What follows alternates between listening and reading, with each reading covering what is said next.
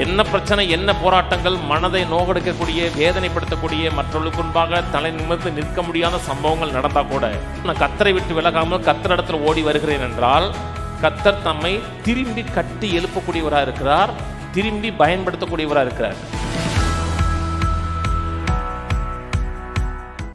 அநேக மக்கள் ரட்சிக்கப்பட்டு சபைக்கு வரும் பொழுது, அந்த ஆண்டோட அன்பை உணரும் பொழுது, ஒரு புதிய அனுபவத்துக்குள்ளே போகும் பொழுது பிரகாசமாக எறிவார்கள், பற்றி எறிவார்கள், வைராக்கியமாக இருப்பாங்க, வாஞ்சையாக இருப்பாங்க, ஓடி ஆடி சுவிசேஷம் ஊழியம் செய்வாங்க, முன்னின்று காரியங்களை செய்வாங்க, ஆண்டவருக்கா பற்றி எரியக்கூடிய ஆளாக இருப்பாங்க, ஒரு ஜுவாலை மாதிரி இருப்பாங்க.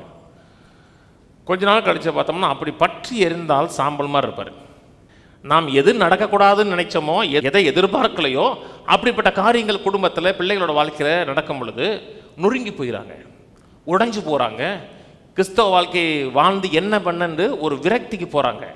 தேவ ஞானத்தோடு அதை எப்படி சந்திப்பது, எப்படி மேற்கொள்வதுன்னு தெரியலைன்னா அப்படிப்பட்ட மக்கள், பற்றி எறிந்த மக்கள் ஒரு காலத்தில் அப்படியே சோர்ந்து போன மக்களாக எதே வந்து போகக்கூடிய ஆட்களாக இருப்பாங்க. சில மக்கள் கிறிஸ்தவ வாழ்க்கையை வாழாமலே போய் விடுவார்கள். கர்த்தர் உடைப்பது கிடையாது, கர்த்தர் நொறுக்குவது கிடையாது, யாருடைய வாழ்க்கையிலையும் கர்த்தர் எந்த சேதத்தையும் பிற்போக்கான காரியங்களை கர்த்தர் கொடுப்பது கிடையாது. கர்த்தர் நல்லவர்னு சொல்கிறோம். அவரிடத்தில் எவ்வளவு வேணும், அநீதி இல்லை, நல்லவர். அவர் நெறிந்த நாளை முறியாமலும் இருக்கு. இஸ்ரேல் தேசத்தில் யோர்தான் நதி பக்கத்தில் நிறைய நாணல்கள் இருக்கும். சிறுவர்கள் அதை மியூசிக் கருவியாக பயன்படுத்துவாருங்கிறாங்க. அதை உடைச்சி இசைக்கருவி, இப்போ யூத மக்கள் நல்ல மியூசிக் போடக்கூடியவர்கள், இசைக்கருவிகளாக பயன்படுத்துவாங்கிறாங்க. சில காரியங்களை, சில நாணலை பறிக்கும் பொழுது அது நெறிஞ்சிருச்சு அல்லது யூஸ் பண்ண முடியலைன்னா அதை தூக்கி போட்டு மிதிச்சிருவாங்க. ஏன்னா நிறையா இருக்குது. கிறிஸ்தவ வாழ்க்கை வாழ்கிறோம். விரும்பத்தகாத சம்பவங்கள், விரும்பத்தகாத பிரச்சனைகள், போராட்டங்கள் நம்மை நெருக்க ஆரம்பிக்கும்போது நான் உடைந்து போகிறோம். உடைந்த நிலையிலே இருக்க முடியாது. கர்த்தர் நம்மை அழைக்கலை. வேதம் சொல்லுகிறது, நம்மில் அன்பு கூறுகிறவர்களாலே இவை எல்லாவற்றிலும் முற்றும் ஜெயம் கொள்கிறவர்களாக இருக்கிறோமே என்று. இவை எல்லாவற்றுன்னா அதான் 17 பிரச்சனைகளை பேசுகிறார். உபத்திரவமோ, நாசமோ, நிர்வாணமோ, பட்டயமோ, புயலோ, எத்தனை பிரச்சனை வந்தாலும் நம்மில் அன்பு கூறுகிறவர்களாலே முற்றும் ஜெயம் கொள்கிறவர்களாக இருக்கிறோம். ஏதோ ஒரு பிரச்சனையில் உடஞ்சி போயிட்டோம், காயப்பட்டோம், முன்ன மாதிரி பிரகாசமாக எரியலைன்னா மனிதர்கள் நம்மை புறக்கணிச்சிருவாங்க, மனிதர்கள் நம்மை தூக்கி எறிஞ்சிருவாங்க. முன்ன மாதிரி இல்லை, பிரயோஜனம் கிடையாது, வேஸ்ட்டுன்னு அப்படி தூக்கி எறிஞ்சிருவாங்க. மதமும் தூக்கி எறிஞ்சிடும். ஆனால் தேவன் ஒரு நாளும் தூக்கி எறிகிற தேவன் அல்ல. திரும்பி கர்த்தர் நம்மை கட்டி எழுப்பக்கூடியவராய், திரும்பி பயன்படக்கூடிய இதில் மாற்றக்கூடிய தேவனாக இருக்கிறார். தேவனோடு எப்படி கரெக்டாக ரிலேட் பண்ணுவது, தேவனோடு பழகுவது, தேவனிடத்தில் ஓடி வருவதுன்னு தெரிஞ்சோம்னா நம்முடைய வாழ்க்கையில் கர்த்தர் இசையை ஏற்படுத்தி கொடுப்பார், ஒரு ஹார்மோனியை ஏற்படுத்தி கொடுப்பார், ஒரு தேவனுடைய நாமத்தின் மகிமைக்காக திரும்பி எழும்பக்கூடிய ஒரு வல்லமையான வாழ்க்கையை மாற்றி கொடுப்பார். அதான் தேவன். தேவன் எல்லாவற்றையும் ரெஸ்டோர் பண்ணுகிறவர். அவரிடத்தில் ஓடி வருகிறோம். என்ன பிரச்சனை, என்ன போராட்டங்கள், மனதை நோகடிக்கக்கூடிய, வேதனைப்படுத்தக்கூடிய, மற்றவர்களுக்கு முன்பாக தலை நிமிர்ந்து நிற்க முடியாத சம்பவங்கள் நடந்தால் கூட அது கர்த்தர் காரணம் கிடையாது. இந்த விழுந்து போன உலகத்தில் இருக்கிறோம். பிற்போக்கான எண்ணங்கள், பிற்போக்கான சிந்தைகள் மனதில் வருகிறதுனால அந்த காரியங்கள் நடக்குது.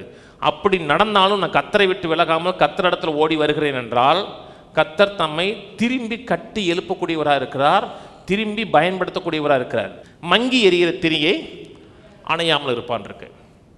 அந்த நாட்களில் ஹரிக்கேன் லைட் தான் இருக்கும். மணல் லைட்டு தெரியாதா? ஹரிக்கேன் லைட் இருக்கும். திரி ஏற்றணும். இல்லாட்டா ஒரு கண்ணாடி பாட்டிலில் ஒரு ஓட்டையை போட்டு ஒரு திரியை உள்ளே விட்டு நம்மளே விளக்கை உருவாக்கிடுவோம். இல்லாட்டா ஒரு விளக்கில் ஒரு திரியை போட்டு எண்ணெயை ஊற்றி அப்படி தான் எறிவோம்.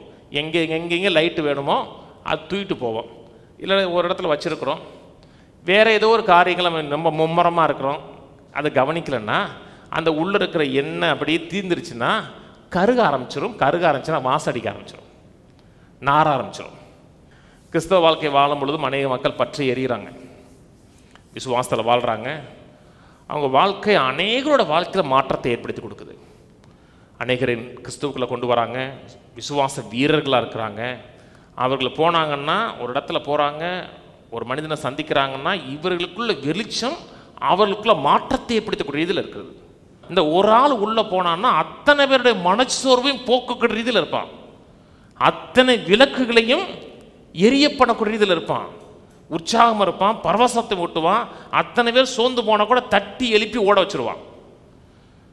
அப்படி இருந்தால் கொஞ்ச நாள் கழித்து அவர் அந்த ரூமை விட்டு வெளியே போனால் தான் எல்லாரும் சந்தோஷமாக இருப்பாங்க.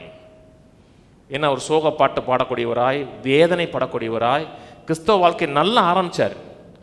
ஆனால் எப்படி ஓடுவது, தொடர்ந்து ஓடுவது, தேவனை சார்ந்து வாழ்வதுன்னு தெரியாத பொழுது சோர்ந்து போகிறாங்க, மங்கி எரிய ஆரம்பிக்கிறாங்க, பிரகாசம் இல்லாத வாழ்க்கையாக இருக்கிறது. அப்படி என் வாழ்க்கையில் உற்சாகம் இல்லை, ஆதி இருந்த சந்தோஷம் இல்லை, அந்த சமாதானம் இல்லைன்னா ஆண்டவரோட நமக்கு இருக்கிற உறவை கொஞ்சம் சீர்தூக்கி பார்க்கணும். ஆண்டவரோட நான் எப்படி பழகிறேன், எவ்வளோ ஸ்பெண்ட் பண்ணுறேன், எவ்வளோ நேரம் செலவழிக்கிறேன்.